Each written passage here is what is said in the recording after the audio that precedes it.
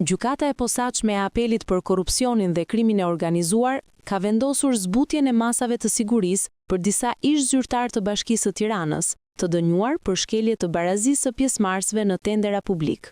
Bëhet fjalë për Eglantina Zeren, Enkelejda Qytën, Riviola Baxhën, Bruna Koçin dhe Kristo Zhulatin, të cilët janë shpallur fajtor për veprën penale, shkelja e barazisë së pjesëmarrësve në tendera apo ankande publike, kryer në bashkëpunim. Apeli ka lënë në fuqi vendimin e gjykatës së shkallës së parë, duke i dënuar secilin me nga 9 muaj burg, dënim i cili u reduktua në 6 muaj në zbatim të procedurës së gjykimit të shkurtuar. Megjithatë, gjykata vendosi pezullimin e ekzekutimit të dënimit me burg, duke i vënë të pandehurit në provë për një periudhë 12 mujore.